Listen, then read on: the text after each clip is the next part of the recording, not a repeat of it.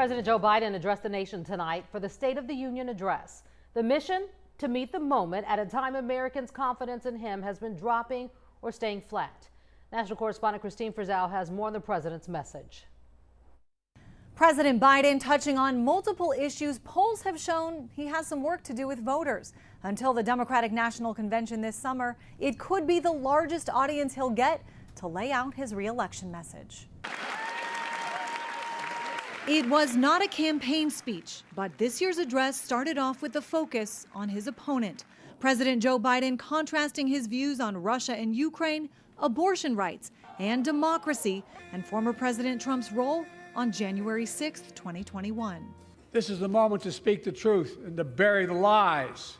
The president leaning into an issue that has proven to be a winning one, reproductive rights, with a focus on the overturning of Roe v. Wade by the Supreme Court, 1/3 of which was picked by Donald Trump. If you, the American people, send me a Congress that supports the right to choose, I promise you, I'll restore Roe v. Wade as the law of the land again. The president had no choice but to address the record numbers of migrants who have come into the country on his watch, impacting many cities and Democratic voters. But insisting his plan to help has been blocked by Republicans.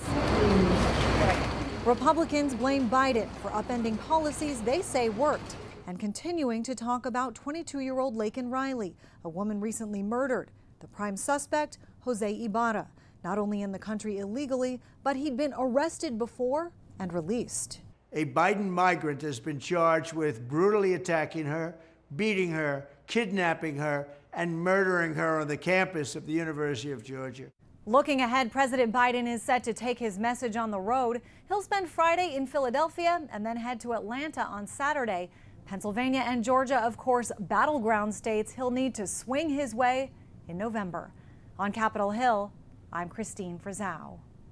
Following President Biden's State of the Union address, Alabama native Senator Katie Britt took to the stage to deliver the Republican rebuttal. Here's a bit of what she had to say. Right now, the American dream has turned into a nightmare for so many families.